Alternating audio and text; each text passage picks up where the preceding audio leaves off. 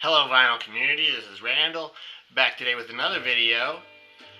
Rachel the Musicmam is celebrating 250 subscribers, and to celebrate her 250 subscribers, she is asking us to do a musical pilgrimage. So we are going to tell about some musical landmarks that we visited or ones that we would like to visit. Tell the story of our channel name, and then name a beautiful song. So really easy contest, I think, Rachel. So thanks for having this contest. I'll leave a link to Rachel's channel down below. That first question about musical landmarks that we have visited or would like to visit. Well, the first one I'm going to name is one that I did not get to visit, and there's actually no pictures of it because it was a revolving event place, and that is the acid test. I never got a chance to attend one of these, which took place in, I think, 1965 and 1966, mostly in Northern California, also a little bit in Southern California, and I think some maybe up in Oregon and Washington, perhaps. But these were the acid tests where the Grateful Dead first played. They were actually called the Warlocks, I think, for the first couple of them that they played at. And King Kesey was distributing the acid, which was, I guess, really good and pure. So, yeah, that would have been a great event to be at, or any of those, I think. Well, some of them are probably bigger and better than others. I think the Muir Beach acid test is one that I've heard of a lot, which seemed to have went really well. But yeah, so I'll never get to attend one of those. Another landmark that I would really have liked to have attended, never got to attend. Rachel asked us to show pictures if we could. I don't have any acid test pictures, but here is the Fillmore East. So if there was one musical landmark that I would have loved to have visited, I mean, there's absolutely no doubt that it would be the Fillmore East. So many great concerts there, so many fantastic live albums recorded there. You could just about name any of your favorite classic rock bands from the late 60s, and you know, it won't just be one time that they played at the Fillmore East. It's probably going to be several times that they played at the Fillmore East. So yeah, would really have liked to have gone to the Fillmore East, but I never got a chance to do that. I have actually been to several what I would call musical landmark places. One of the ones that I went to was the original Fillmore in San Francisco. So we're listening right now to some music by Hot Tuna, who I saw perform at the Fillmore there in San Francisco. So the Fillmore, you know, there's the original Fillmore building. That's the one that, you know, a few bands had some shows there. Then I think Bill Graham started promoting his shows there at the Fillmore, the original Fillmore on Gary Boulevard. He later opened another venue there in San Francisco called the Fillmore West, which was a completely different building, and it's gone now, along with the Fillmore East, which he opened in New York. But the original Fillmore is still there. So I saw quite a few bands there in the late 90s. Hot Tuna I saw there several times, both acoustic and electric. So we're hearing right now historic Hot Tuna. These are some recordings that were taken. Actually, these were recorded at the Fillmore West. These were recorded when the Fillmore West was getting ready to close July 3rd, 1971. So, yeah, but I was really glad to have gone to the Fillmore, and a cool thing about it, it's still there. You can still visit it today. When I went, they, you know, they had the guy up at the top of the steps greeting people, and they had the not really a barrel, but more like a wash tub, you know, full of apples there for you to grab on your way in. So I was really glad I got to go to the Fillmore. I have actually been to a couple of other landmark places. The Whiskey in Los Angeles. I don't have a picture of that. I got to visit when I was down there once. I went down there in, I think, like 1998 or something to watch the Tennessee football game against UCLA, and a friend of mine came from Knoxville and visited me there, and so it was a great weekend, actually. We went to see the football game there at the Rose Bowl, which was fantastic. We went to a Dodgers game, which was fantastic. The Braves happened to be there, so we were from Knoxville, and so it was just amazing timing that the Braves happened to be there at the same time. So we saw the Braves there at Dodger Stadium, and then we went to the Whiskey A Go-Go. So, I mean, as far as I know, it's still the same place. It's always been there. When we went, it was an AC/DC cover band playing that night, so, you know, not really a big name as a cover band, but, well, they were an excellent cover band. I really enjoyed them. It was just really cool to get to go in there. I was amazed, really, at how small it was. Yeah, very small place, but really cool.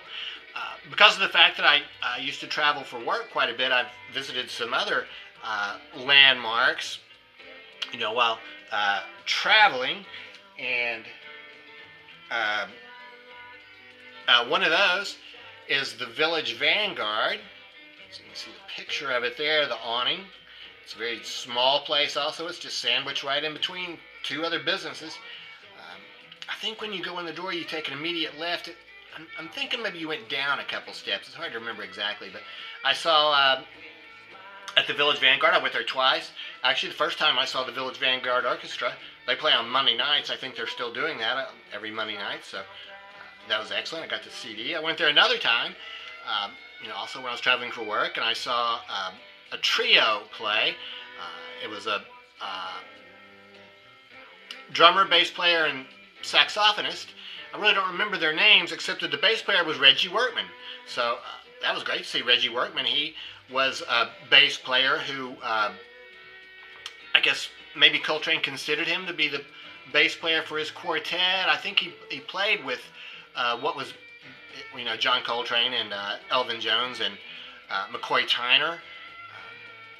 Of course, he settled on Jimmy Garrison, I guess. But yeah, it was really cool to see Reggie Workman there at the Village Vanguard. And for country music fans, here in Nashville, we have a place called the Ryman Auditorium, which is where the Grand Ole Opry started. So here is a picture of both the outside and the inside of the Ryman Auditorium. I can tell you that the Ryman, it's still, I guess you could say it looks like that, but that's actually the back side of the Ryman now, and there's an entrance on the other side of the building. They've, you know, refurbished it, updated it. But I think it's still pretty much the same on the inside too.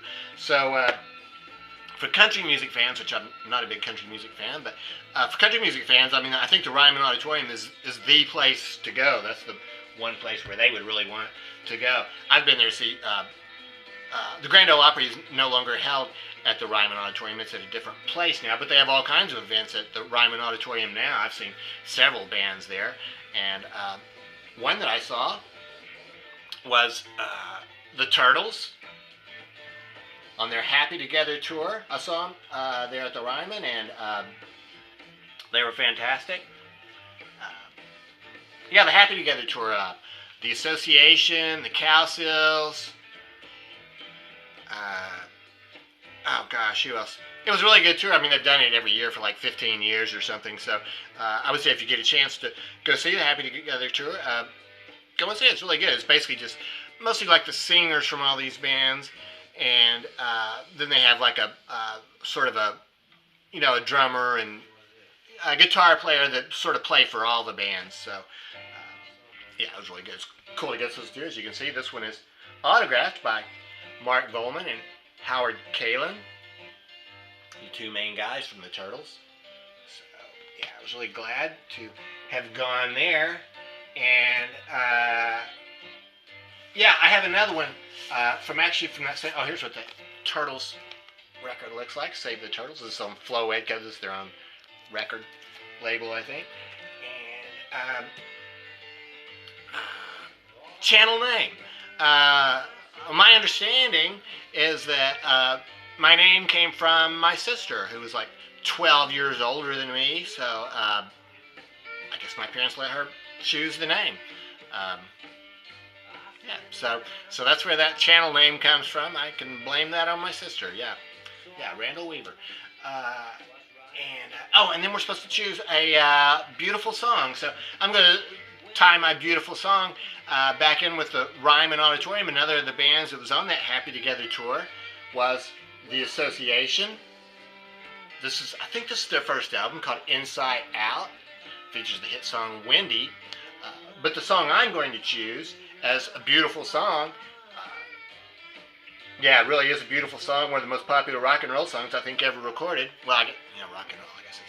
But it sort of was played on rock and roll radio anyway. And that's Never My Love. So, beautiful song. And,